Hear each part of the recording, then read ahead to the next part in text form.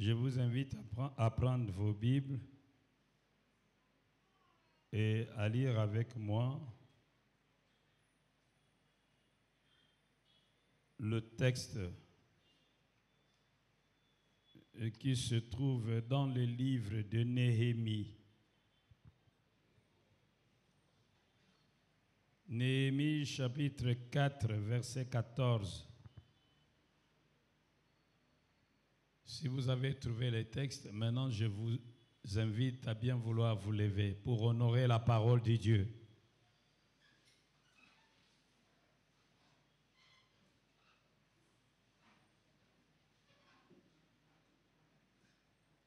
Maman Nazako Zelayo.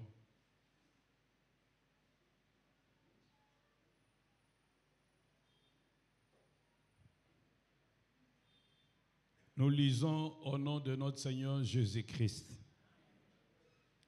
Je regardais et m'étant levé, je dis aux grands, aux magistrats et au reste du peuple, ne les craignez pas. Souvenez-vous du Seigneur grand et redoutable et combattez pour vos frères, pour vos fils et pour vos filles, pour vos femmes et pour vos maisons.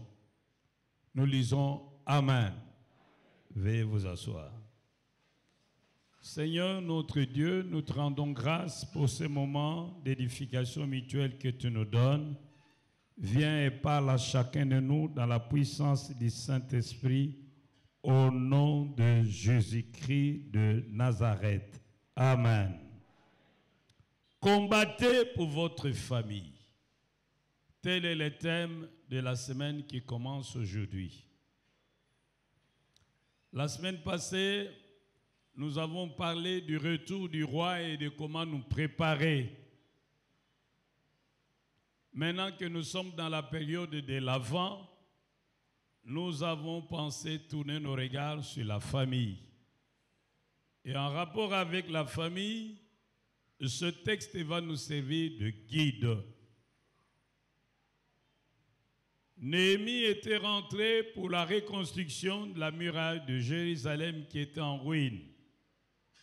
Mais il a fait face à une opposition de Sanballat et de Tobija et de leurs amis. Face à la menace des autres, il prend soin d'encourager le peuple de Dieu à poursuivre le travail. Ce n'est pas parce que nous sommes dans la volonté de Dieu que tout sera facile. C'est faux. Même lorsque on est dans la volonté de Dieu, on peut rencontrer l'opposition. Alors il leur dit, prenez courage. Sachez que vous avez comme partenaire un Dieu redoutable et que vos ennemis en face de vous ne sont rien par rapport à Dieu qui vous soutient.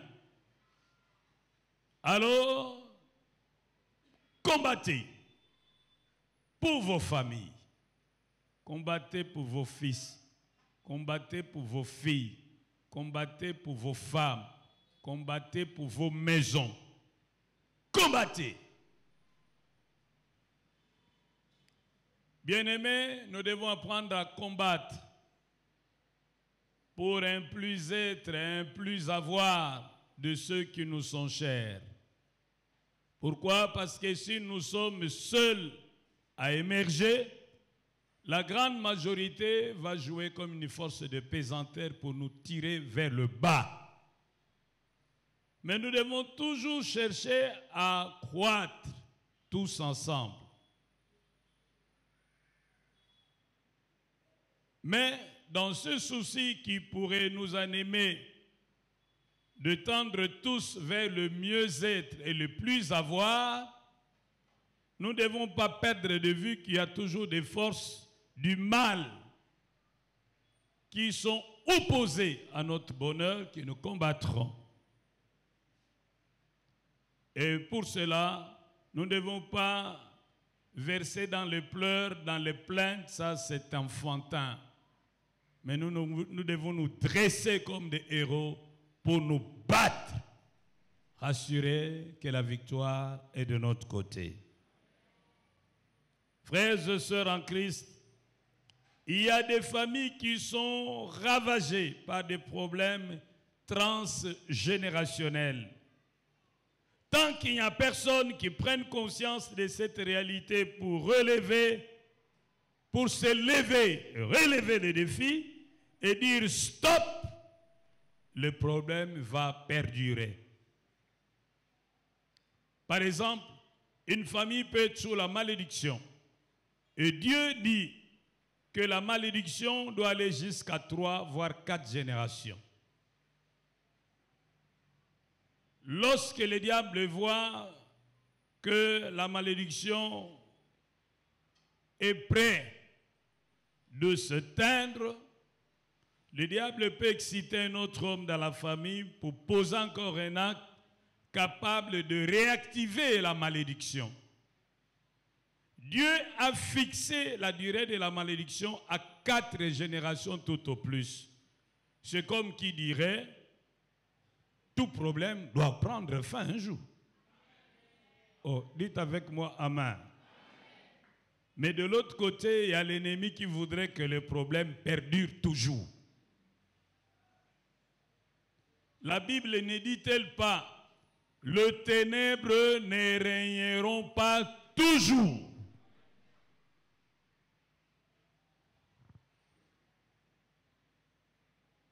Mais alors, frères et sœurs, je ne veux pas que vous soyez ignorants au sujet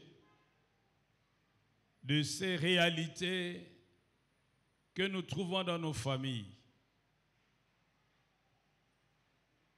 Il y a des familles qui font face à des problèmes qui ont traversé des générations. Les arrière-grands-parents l'ont connu. Les grands-parents ont connu ces problèmes. Les parents ont connu ces problèmes. Les enfants font l'expérience. Et maintenant, vous observez que les mêmes choses commencent également à toucher vos petits-enfants. Lorsque vous avez de tels problèmes, ne cherchez pas à les justifier par des spéculations rationnelles stériles. La raison ne peut pas tout expliquer. La raison ne peut expliquer que les phénomènes, c'est qu'on peut situer dans l'espace et dans le temps. Mais au-delà des phénomènes, il y a les noumènes. La raison n'est pas capable d'expliquer les réalités nouménales. Donc nous ne pouvons pas prétendre liquider la réalité métaphysique sur l'autel de la raison. Cette prétention de la dictature monolithique de la raison qui voudrait expliquer toute la totalité du réel est d'ailleurs dépassée. Car maintenant, avec le postmodernisme, on pense que la raison a des limites. Dites avec moi, amen. Dis à ton voisin, la raison ne peut pas tout expliquer. Dis-lui. Il y a des choses qui ne peuvent être expliquées que lorsque nous nous référons à Dieu. Oh, dites avec moi, amen.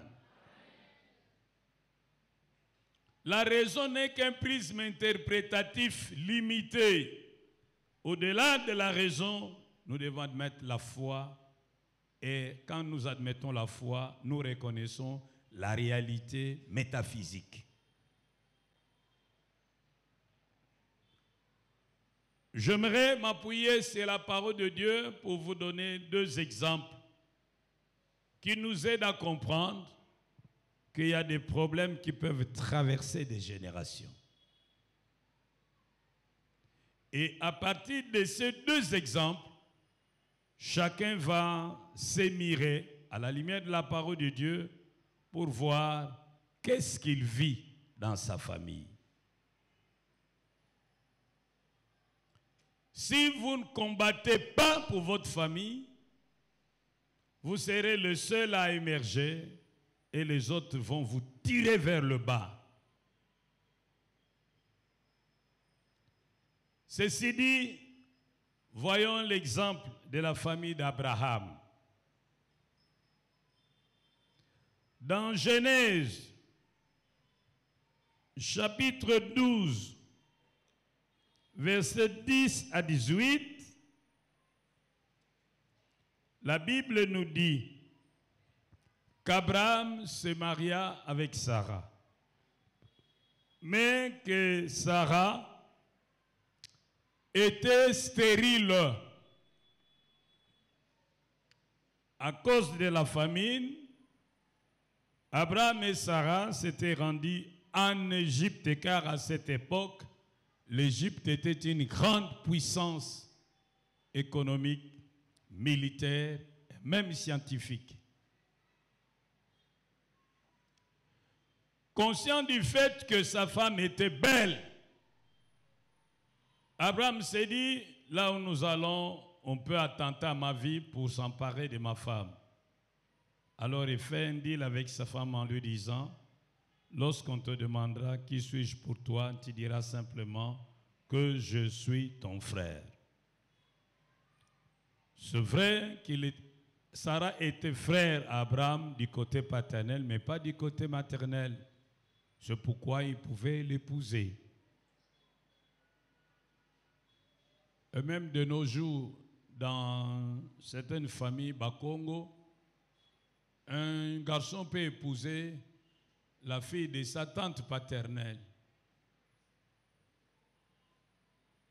Donc, ça ne doit pas nous étonner.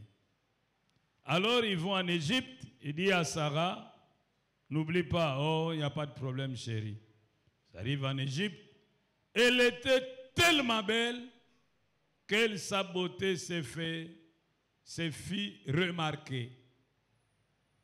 Les gens ont porté la nouvelle au roi en lui disant, il y a une merveilleuse créature qui est arrivée ici, une créature d'une beauté angélique. Mais elle est accompagnée par un jeune homme, nous ne savons pas quel type de relation ils ont. En tout cas, Mosè, si tu la vois, tu ne vas pas le regretter. Et le roi dit, faites-la moi chercher. On est allé la voir. Il dit, mais qui est cet? Non, c'est mon frère. Ah, comme c'est ton frère, il n'y a pas de problème. Le roi a besoin de toi. Jeune homme, tu attends, le roi a besoin de cette fille, de ta sœur. Au fond de son cœur, il savait bien que c'était sa femme. Ils sont allés avec la femme, arrive là-bas, le roi, bouleversé par la beauté de la fille, fixe lui-même la dot, il réunit le bien. Il faut lire la Bible. Hein?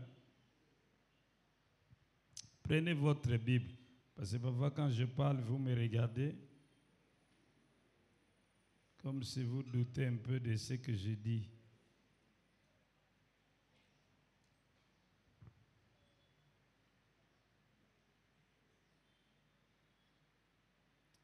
Vous avez vu? Genèse 12, à partir du verset 10. Il eut une famille dans le pays, et Abraham descendit en Égypte pour y séjourner, car la famille était grande dans le pays. Comme il était prêt d'entrer en Égypte, il dit à Sarai, sa femme, voici, je sais que tu es une femme belle de figure. Quand les Égyptiens te verront, ils diront, c'est sa femme, et ils me tueront et te laisseront la vie. Dis, je te prie, que tu es ma sœur, afin que je sois bien traité à cause de toi, et que mon âme vive grâce à toi. Lorsqu'Abraham fut arrivé en Égypte, les Égyptiens virent que la femme était fort belle. Les grands de Pharaon la virent aussi et la vantèrent à Pharaon.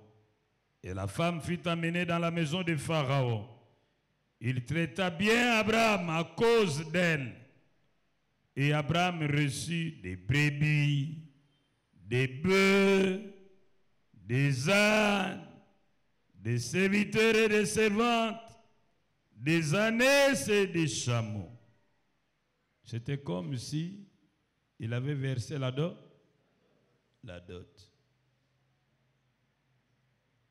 Mais l'Éternel frappa de grandes plaies Pharaon et sa maison au sujet de Sarai, femme d'Abraham.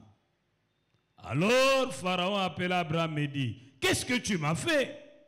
Pourquoi ne m'as-tu pas déclaré que c'est ta femme. Et pourquoi tu dis c'est ma soeur? Aussi l'ai-je prise pour ma femme. Maintenant, voici ta femme. Prends-la et va-t'en. Voilà. J'aimerais attirer votre attention sur quelques éléments. À quel problème Abraham fait-il face dans son mariage? Il fait face au problème de la stérilité. Lorsqu'il arrive en Égypte pour sauver sa peau, qu'est-ce qu'Abraham utilise? Il utilise les mensonges? Les mensonges. Retenez. Les mensonges et la stérilité circulent dans la famille d'Abraham. Vous allez lire avec moi Genèse 20, versets 1 à 18. Genèse 20, versets 1 à 18. Cette fois-ci, Abraham est également secoué par la famine et il choisit d'aller à Guérar. Et là, à Guérar, il va rencontrer un roi au nom de Avimelech. Une fois de plus, on remarque la beauté de sa femme. Et on la fait chercher. C'est bien d'épouser une belle femme, mais il faut avoir des reins solides. Oh, dites avec moi, Amen.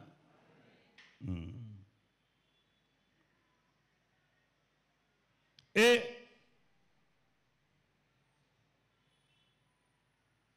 Abraham dit à sa femme, tu diras que tu es ma sœur.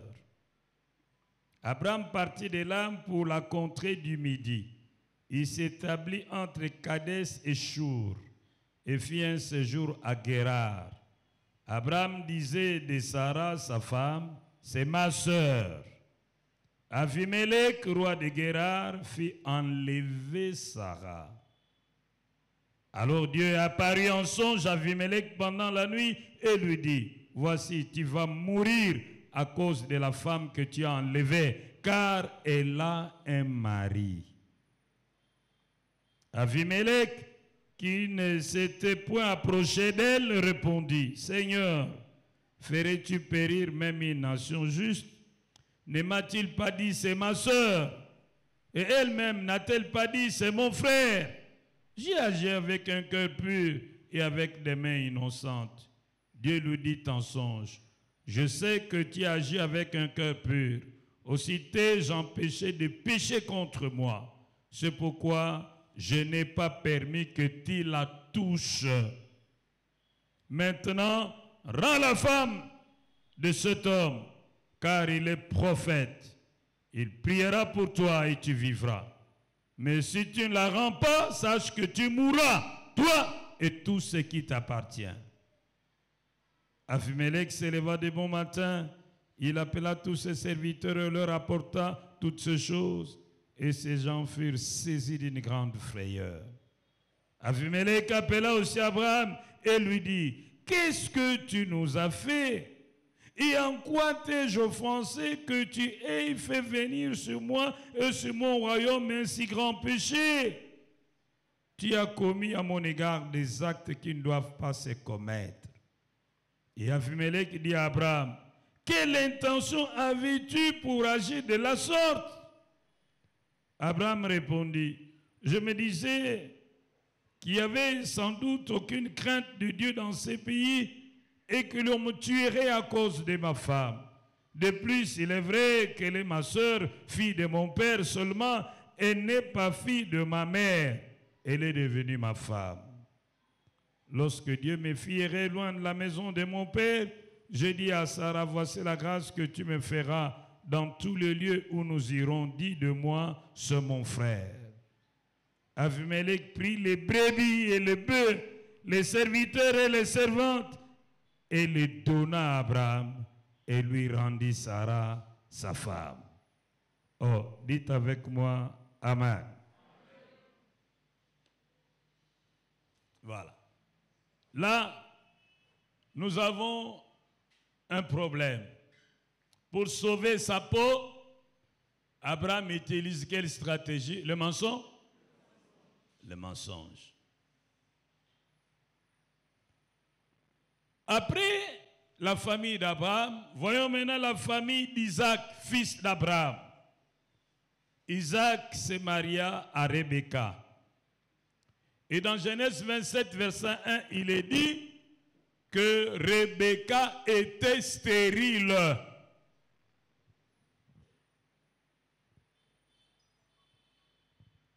Vous pouvez prendre votre Bible.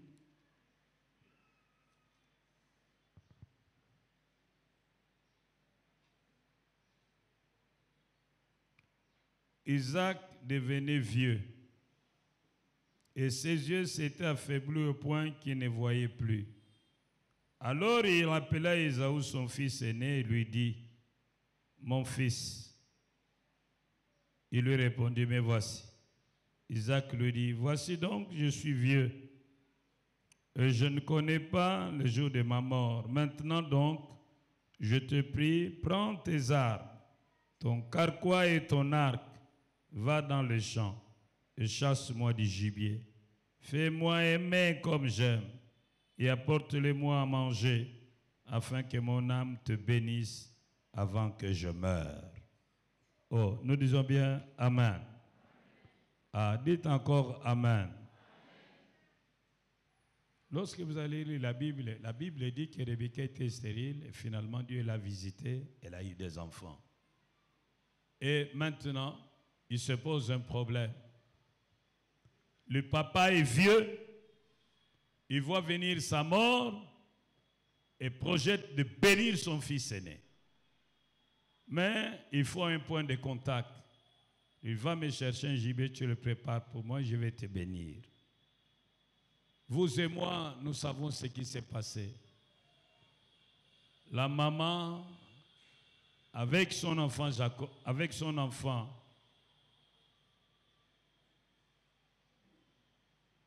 ils ont fait ce qu'ils devaient faire. Le fils Jacob va se présenter comme étant son frère Ésaü. Et puis, son père doute un peu, il dit, la voix ressemble à celle de Jacob. Approche-toi un peu de moi. Mais tu es velu comme Ésaü. Bon, comme la sauce est déjà là, que moi j'ai faim, porte-moi la sauce. Mange et le bénit en lieu et place de son frère aîné.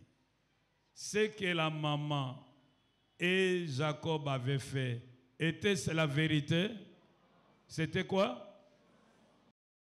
Les mensonges tournent dans la famille d'Isaac, comme les mensonges avaient tourné dans la famille de son père.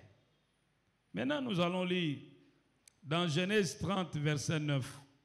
Jacob, fils d'Isaac, se marie à deux femmes, Léa et Rachel. Dans Genèse 30, verset 9, il est dit que Léa n'enfantait plus. Donc, elle a connu ce qu'on appelle une stérilité secondaire. Et dans Genèse 30, verset 1, il est dit que Rachel était stérile. Vous voyez, le même problème de stérilité se pose même au niveau du foyer de Jacob et de ceux de femmes.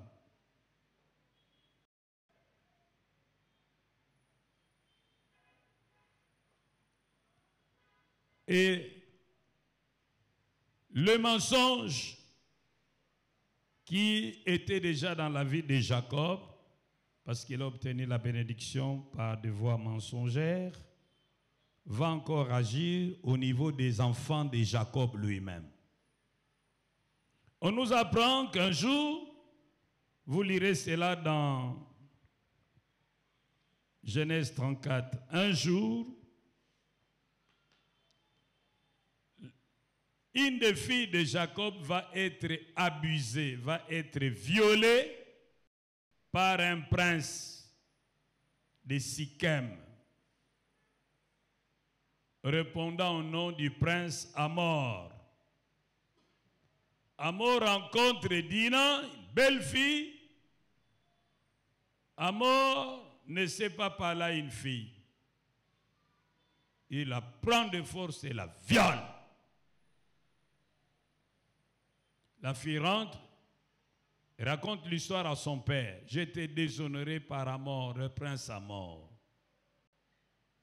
Jacob dit, je ne dis rien, j'attends le retour de mes enfants.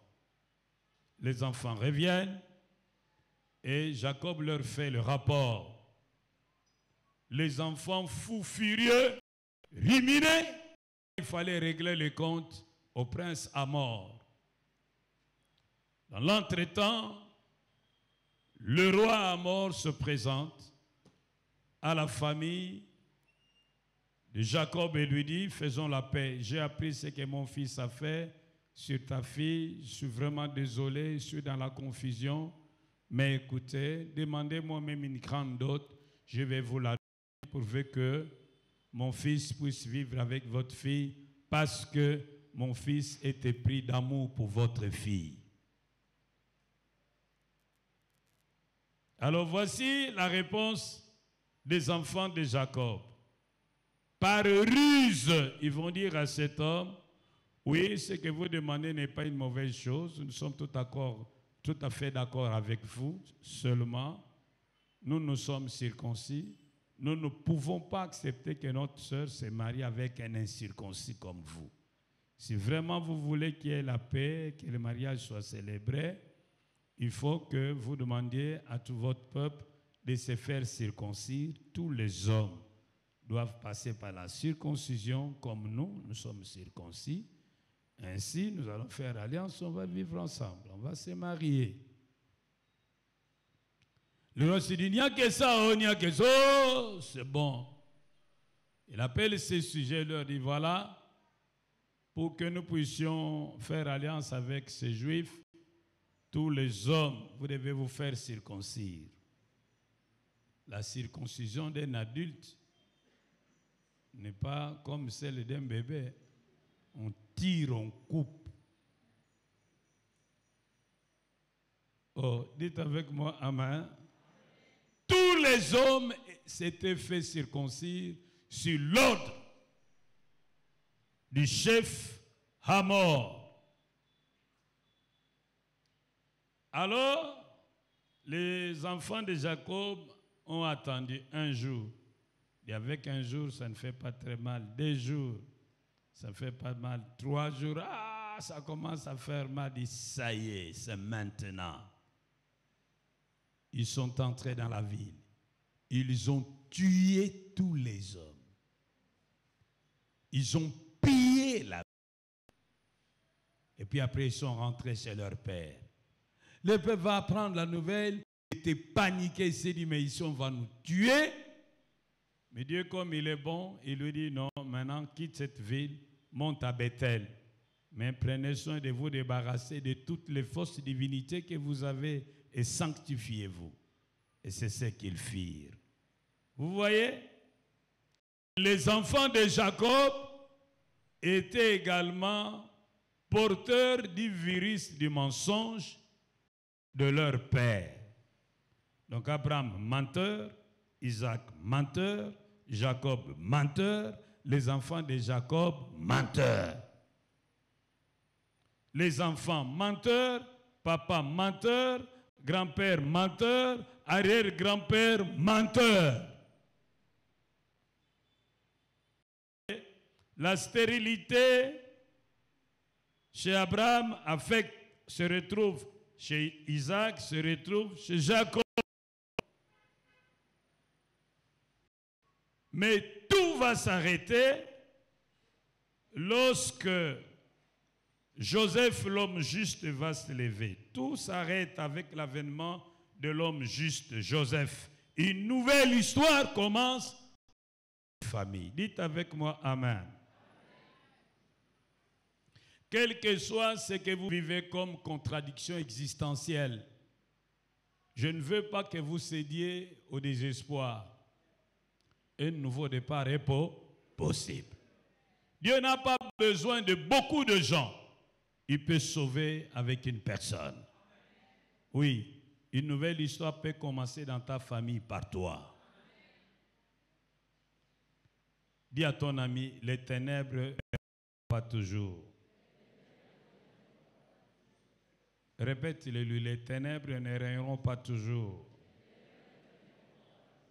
Oui, si tu brilles, tu peux chasser les ténèbres de ta famille. Une nouvelle page peut commencer. Dites avec moi, Amen. Voici le deuxième cas. Le cas de la famille de Judas. Judas, un des fils de Jacob. C'est ce que nous lisons dans Genèse 38. Il était fils de Jacob. Prenez votre Bible dans Genèse 39. Parce que je ne suis pas sûr que vous irez lire à la maison. Genèse 39.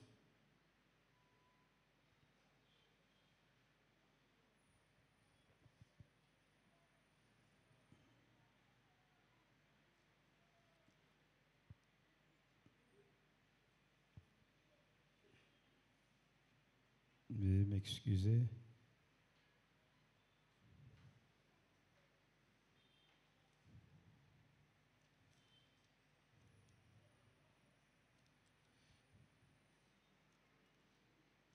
Genèse 38, veuillez m'excuser. Genèse 38.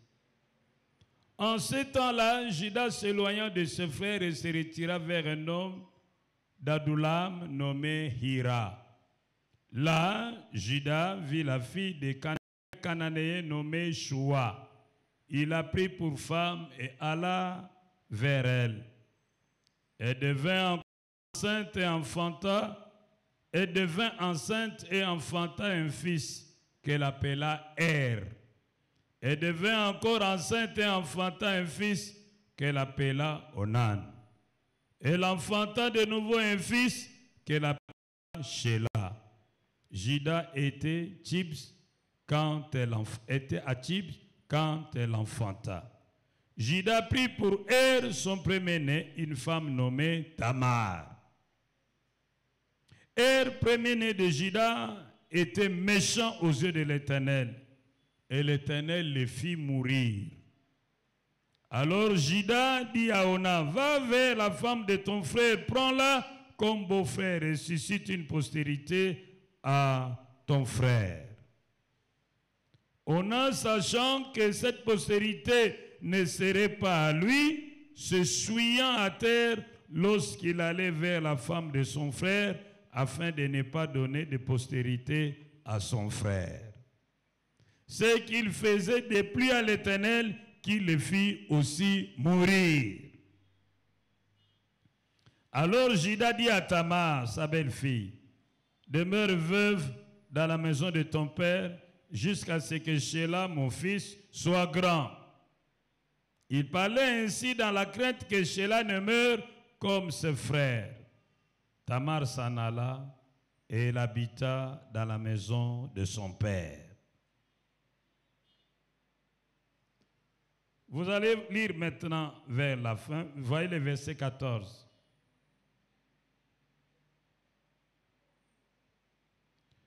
Au 13e, on dit, on en informa Tamar et on lui dit, voici ton beau-père qui monte à Timna pour tondre ses brebis. Alors, elle ôta ses habits de veuve et se découvrit d'un voile et s'enveloppa et s'assit à l'entrée de Naïm sur le chemin de Timna, car que Shelah était devenu grand et que ne lui était point donné pour femme. Voyez les mensonges. Judas, fils de Jacob,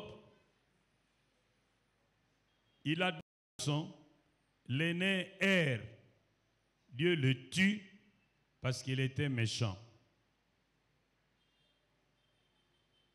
Il a laissé une femme qu'on appelle comment Tamar. Le second, Onan, En vertu de leur coutume, son père lui dit, va t'unir à ta belle-sœur veuve, suscite une descendance à ton frère. Il accepte d'aller s'unir avec sa belle-sœur, mais au moment de l'éjaculation, il jette la semence par terre. Dieu trouve qu'il n'est pas sérieux, il le tue. Maintenant, il y avait un troisième qui restait chez là, mais il était jeune. Alors Juda dit à sa belle-fille Tamar, rentre chez tes parents. Lorsque Sheila aura la maturité, tu pourras alors te marier à lui. Mais va rester veuve chez ton père. Tamar rentre chez son père dans l'espoir que elle va se marier avec Sheila. Elle va se marier avec Sheila. Sheila grandit, il devient grand, mais Juda n'invite pas Tamar pour se marier à son fils Sheila. Alors Tamar s'est dit, je ne vais pas mourir comme ça, je vais tirer mon plan. Elle s'est déguisée, elle s'est maquillée, elle a enlevé les habits de veuve. Elle s'est habillée comme une vraie prostituée. Elle surveillait les mouvements de son beau-père, Juda. Et puis on vient lui dire, Juda passe, certainement il va dans ses champs. Alors elle aussi vient se pointer au bord de la route avec tout le maquillage d'une prostituée. Chères sœurs en Christ, lorsque vous voulez vous maquiller, dosez. Ne vous maquillez pas comme des prostituées, sinon vous serez trop dérangés. Vous allez vous exposer vous-même à la tentation. Cette femme est venue se placer au bord de la route, complètement transformée. Et Juda passait. Juda vit la beauté de cette femme. Il a perdu la raison. Il avait tellement fait qu'il a approché cette femme, lui a demandé s'il pouvait avoir accès au dossier. La femme lui dit, il n'y a pas de problème de dossier là. Alors, ils sont allés. Il a fouillé le dossier.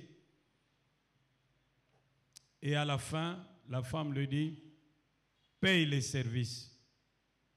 Yo, toutes mes excuses, tu vois, je n'avais pas prévu ça, je n'ai pas d'argent avec moi. Et non, j'ai seulement crédit. Mais un crédit, je veux bien, mais un crédit nécessite des garanties. Bon, il sort sa bague, symbole de son autorité. Il donne, prend son bâton de commandement, il donne, dit, garde ça, demain j'enverrai mes serviteurs, payer les honoraires.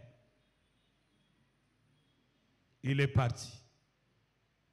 Le jour après, il envoie ses ouvriers aller payer les services de cette femme de joie. Arrivés sur le lieu, ils n'ont pas retrouvé la femme. Ils sont rentrés auprès de leur maître pour lui dire, en tout cas, on n'a pas trouvé de prostituées. On a cherché, on s'est renseigné. Il n'y a pas de prostituées de ce côté-là. Il dit, bon, c'est pas grave. Alors, le jour passe. Le jour passe, la grossesse est là. On vient informer Juda, ta belle-fille attend femme. Yeah! Faites-la venir. On l'a fait venir. Dis-nous qui t'a donné cette grossesse. Parce que moi, je t'avais dit d'attendre, j'allais te marier à mon fils. Sheila, comment tu as pu faire pareille chose? Les gens étaient prêts à la lapider. Et cette femme de dire, attendez, avant de me lapider, je vous dirai à qui appartient cette grossesse. Voici les cachets. Voici les bâtons de commandement. Vérifiez et dites-moi si j'ai la mort. Juda regarde, se rappelle de son cachet, de son bâton de commandement et il suspend la séance de lapidation. Oh, dites avec moi, Amen. Oh, je ne vous entends pas. Dites bien, Amen.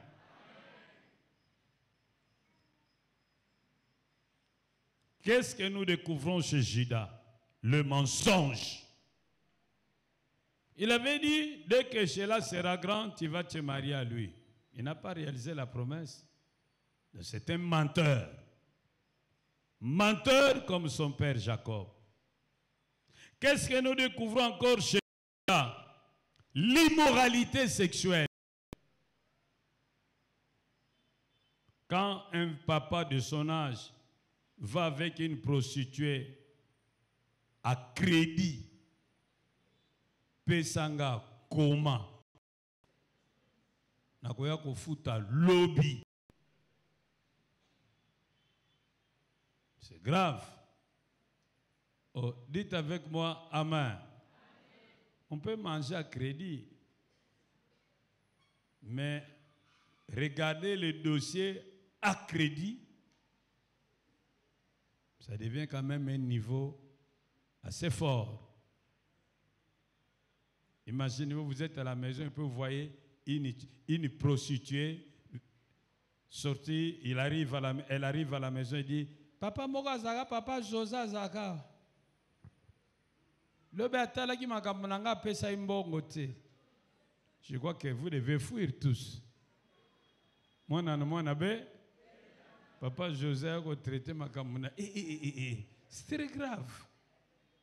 Vous voyez, parfois quand on lit, on parle d'autres personnes, on ne réalise pas la gravité des faits. Maintenant, je parle de ton père.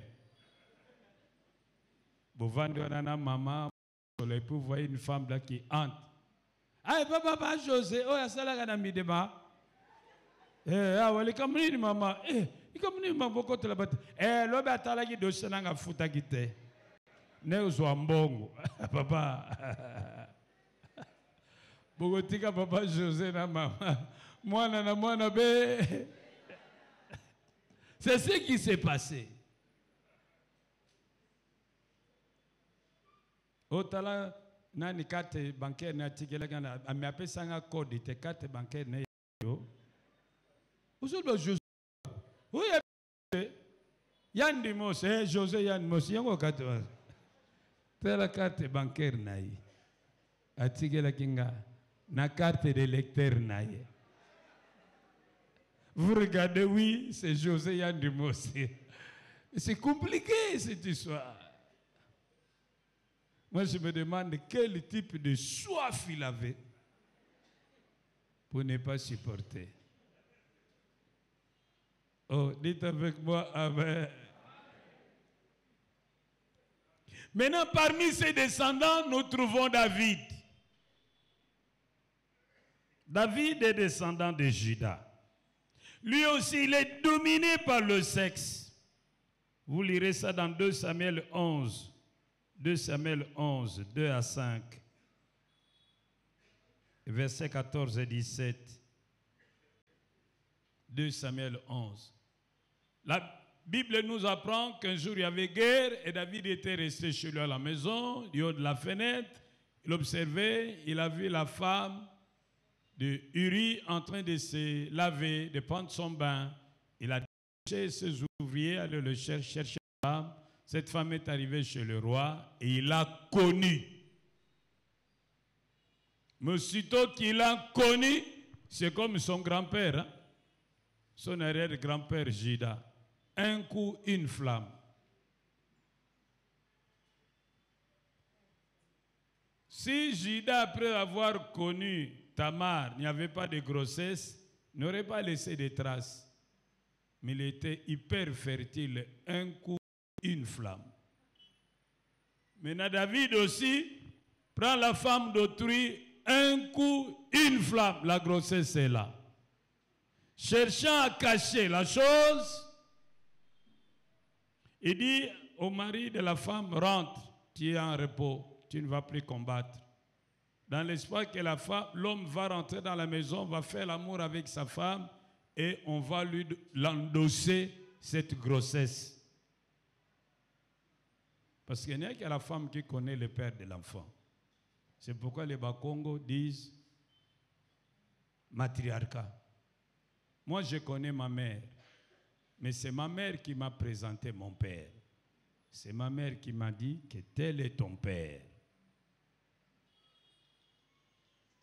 Vous êtes dans une famille, vous qui êtes dans les patriarcats, vous croyez que ces enfants sont vos enfants, alors que Pichou est l'enfant du gérant de la chambre froide. Je ne suis pas contre vous, je parle, j'explique les choses.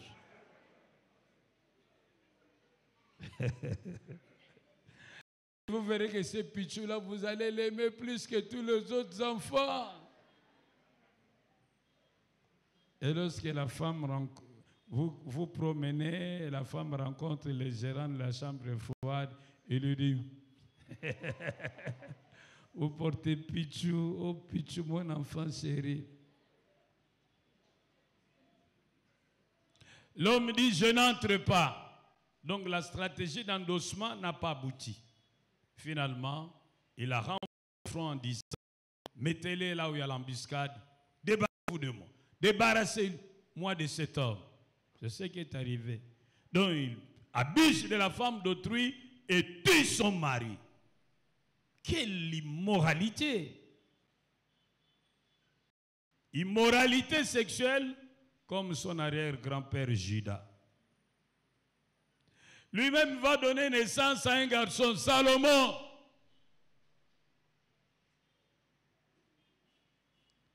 On nous dit dans 1 Roi 11, 1 à 13, que Salomon avait 700 princesses et 300 concubines.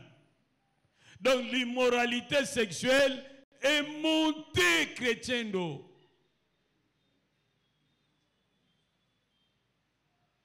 Donc comme ici, immoralité sexuelle, plus.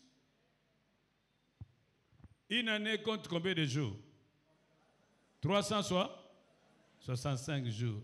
Maintenant, pour faire la ronde de toutes ces 1000 femmes, il faut combien d'années? 3? Presque 3 ans. Et quelle énergie il avait? Salomon, il n'a jamais souffert des hémorroïdes.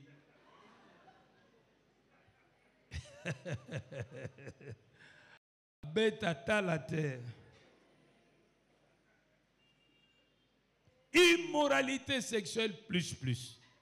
La Bible nous apprend qu'il s'était même marié avec des païennes. Et les païennes ont détourné son cœur du Dieu d'Israël et l'ont amené à adorer des dieux étrangers. Il est tombé dans l'idolâtrie. Et Dieu avait décidé de lui retirer. D'abord, il lui dit, la femme, il dit, il n'y a pas moyen que je les chasse. Bon, je vais te retirer, je vais diviser le roi. Il dit, tu ne fais pas de mon vivant, fais-le après moi. Et Dieu dit, non, à cause de David, ça va. Je vais diviser le royaume après toi. Papa, quand vous lisez la Bible, faites attention. Saül est allé voir la dinde d'or. Dieu s'est fâché. Saül a demandé pardon. Dieu ne l'a pas pardonné. Il a déchu. Mais regardez Salomon, il fait pire que Saül, ou même autant. Mais Dieu, non, il ne le punit pas. Il dit à cause de David. Alors, il ne faut pas imiter l'autre. Parce que tu ne sais pas sur quel terrain Dieu le traite. Oh, dites avec moi, Amen.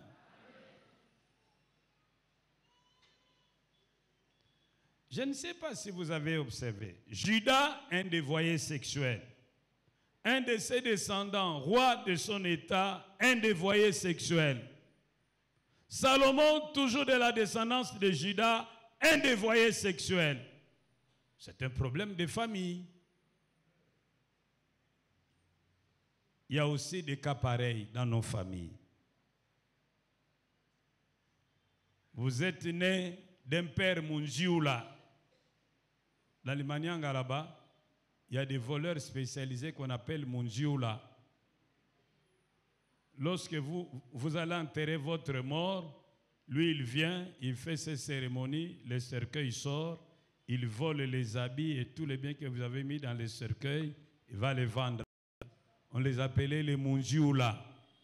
Alors, si vous êtes né d'un père Munjioula, vous pouvez aussi être affecté par cette maladie de Munjioula, vol. Vous êtes né d'une maman qui allait voler dans les champs d'autrui. Le vol va vous affecter. Vous aussi, vous allez devenir des voleurs, des voleuses.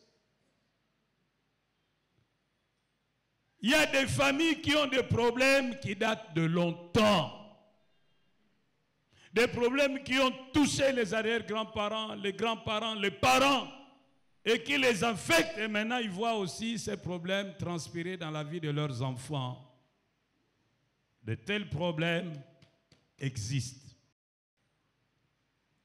Depuis les temps anciens, il y a toujours des fous dans la famille de votre père. Il y a toujours des débiles mentaux dans la famille de votre père. Il y en a eu chez les grands-parents, chez les arrière-grands-parents, et il y en a aussi chez vous. Et vous voyez ça aussi chez vos enfants. Ah, ça doit vous interpeller.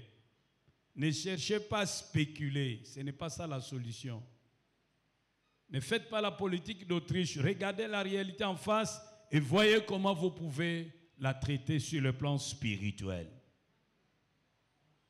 Il y a des familles où il y a le divorce depuis les arrière-grands-parents, les grands-parents, les parents, et ça arrive aussi chez vous. Non, vous devez vous réveiller.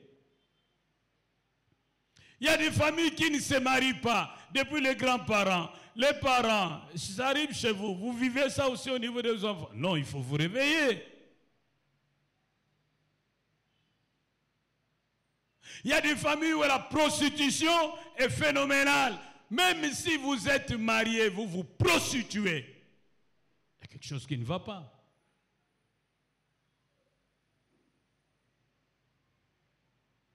Il y a des familles où tout le monde est voleur. Les grands-parents étaient voleurs, les parents étaient voleurs. Maintenant, les enfants volent. Leurs petits-enfants sont déjà identifiés voleurs.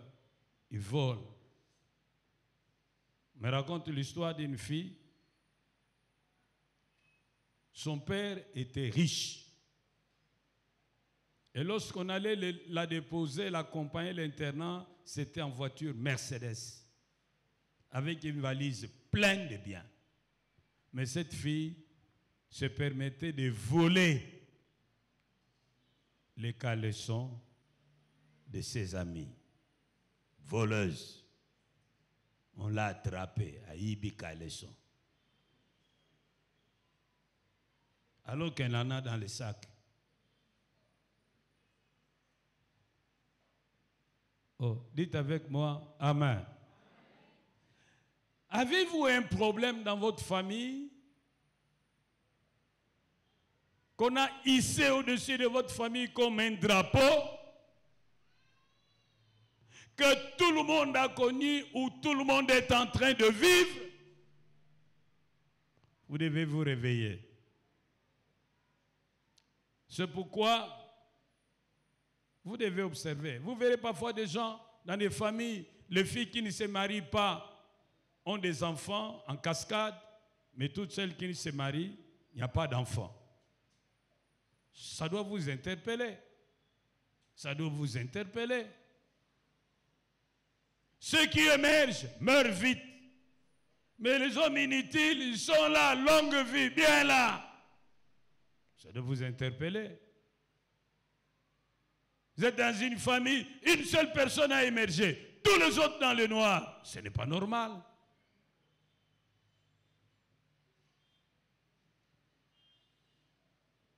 Oh, dites avec moi, Amen. Oh, nous dans notre famille, j'ai reçu quelqu'un ici, nous dans notre famille, même si tu montes très haut, tu finiras par te retrouver par terre. C'est la loi de la remise à zéro, c'est une loi établie. Tous ceux qui se marient dans cette famille-là, leurs maris doivent mourir. Comme ça, la famille va hériter de tous les biens de cet homme décédé. Il y avait une femme comme ça qui avait 11 jolies filles. Mais tous ceux qui se mariaient dans cette famille, c'était tous des hommes friqués. Et à leur mort, les enfants héritaient. Oh, dites avec moi, Amen. J'ai reçu une fille en notre culte de midi, les années écoulées. Elle est venue me voir pour me dire, les larmes dans les yeux, parce que je ne sais pas ce qui m'arrive. Je dis, quel problème, maman? Elle dit, moi, regardez ce jeune homme-là au coin. Oui, je le vois. Quel est le problème? Non, il me talonne, ça fait 1 année. Il est marié, père de famille. Mais moi, je ne veux pas. Parce que si j'ose aller avec lui, il va mourir. Chez moi, tous ceux qui viennent avec moi finissent par mourir. Je ne sais pas qu'est-ce que j'ai. Oh, dites avec moi, Amen. C'est un problème de famille. Nous avions une sœur dont la famille souffrait d'un cancer des seins. Les arrière-grands-parents, les parents, ainsi de suite, même au niveau des enfants, souffraient de cancer des seins. Même les hommes. Nous aussi, nous avons les seins, les petits seins là. Cancer. Que tu sois homme, que tu sois femme, tu souffriras de cancer de sein. Comment nous l'avons su? Pendant les prières, dans les croisades, touche, tombe, chasse, cancer, cancer.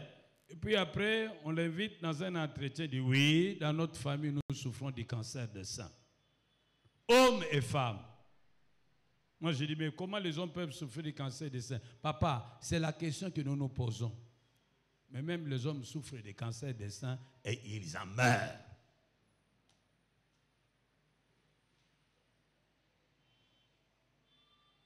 Vous voyez des gens qui ont étudié, ils ont poussé les études très loin, mais sont l'ombre d'eux-mêmes. Et c'est comme ça dans toute la famille.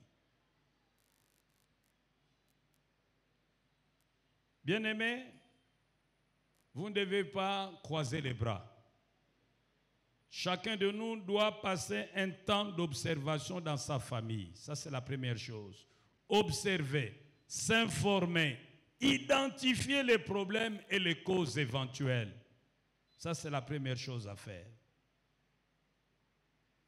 Observer, s'informer, identifier les problèmes et les causes éventuelles. Ça, c'est la première chose. La deuxième chose, il faut faire alliance avec Dieu.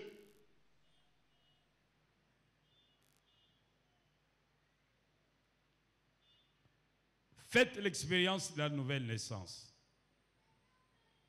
Comme ça, vous allez passer des ténèbres à son admirable lumière. Et la Bible dit, si tu crois, tu seras sauvé, toi et ta famille. Troisième chose, faites une repentance par identification. Faites une repentance par identification. Comme nous l'avons dans le premier chapitre d'Esdras et dans le premier chapitre de Néhémie. Quatrième chose, exercez votre autorité spirituelle. Dans Ézéchiel 18, verset 4, la Bible dit, l'âme qui pêche, c'est celle qui mourra. Et on dira plus, les parents ont mangé des raisins verts et les enfants ont eu des dents agacées. Vous aussi, vous allez dire, je ne sais pas ce qui s'est passé. Mais c'est l'âme qui pêche qui mourra. Aussi, je révoque cette malédiction sur ma famille au nom de Jésus. Dites avec moi, Amen. Exercez votre autorité spirituelle. Brisez la malédiction sur vous. Car il est écrit dans Galates 3, verset 13, Christ nous a rachetés de la malédiction de la loi. Frères et sœurs, les démons agissent comme des squatters qui viennent occuper une maison abandonnée. Il faut un homme conscient de ce droit qui puisse s'élever et leur dire que leur occupation est illégale et les chasser de là. Votre famille fait-elle face à quel type de problème? Êtes-vous dominé par un péché familial?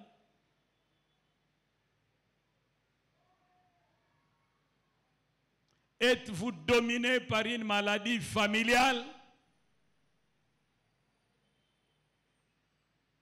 Il faut traiter les racines qui vous portent. La santé d'un arbre dépend de la qualité des racines qui le portent. C'est ce que nous lisons dans Romains chapitre 11, 13 à 25. La santé d'un arbre dépend des racines qui le portent. Votre santé est déjà et toujours affectée par vos racines. Examinez l'état de vos racines et traitez-les sérieusement. C'est à cette tâche que nous allons nous consacrer pendant toute cette semaine qui commence. Nous voulons traiter ces différents cas. Et ma prière est que vous soyez au rendez-vous. Oh, dites avec moi, Amen. Pose la question à ton ami. Quelles sont les racines qui te portent? Pose-lui la question. Maintenant, pose-lui la question. Y a-t-il un problème qu'on a hissé au-dessus de votre famille comme un drapeau? Dis, pose-lui la question. Est-ce que ça a un problème ba tombola le drapeau na libota na tune langa yango na lingala?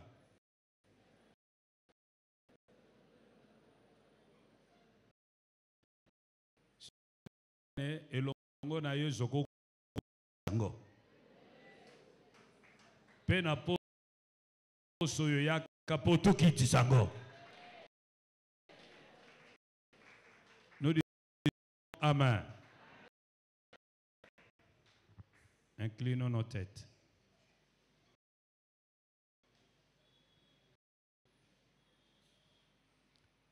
En suivant ces messages,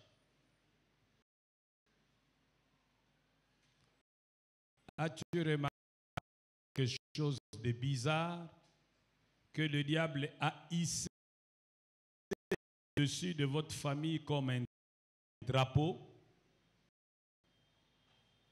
Veux-tu vraiment, Jésus, de descendre ces drapeaux?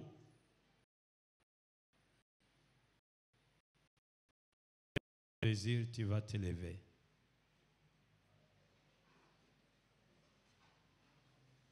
As-tu remarqué quelque chose de bizarre? Oyo Satan a tombola lokola drapeau. Boni boni olingieka. Parce que la parole dit, les ténèbres ne régneront pas toujours. Si tel est ton désir, tu te lèves et tu pries toi-même. Yebsanzambe, tala likambo, tala likambo, tala likambo. Namo nango clarté. Nebite uta api, nani amemela bisongo na famille. Mais nami komo na yango epe palokola drapeau. Na kombo na Yesu amona neki pona kobebisa misala na satana. Drapeau oyo, ekita. Tombola maboko na yo na kochiki lo tango. Tombola maboko na yo. Bonde la sima na ngai. Yahweh. Yo yebi famille na nga malamu. Ezane bela makam. O nazo comprendre te. Ba papa babika yango. Ba mama babika yango. Ba noko babika yango. Ba koko babika yango. Pe komu komona na nabiso. Yahweh likambo nini nango esila kate. Likambo nini nango esila kate. Yo lobi nabiso. Les ténèbres ne régneront pas toujours. Na lembi bokonza mulili. E vie nanga. Eza na vie abana nanga. Na lingi na mona pole. Albonde la yomoko.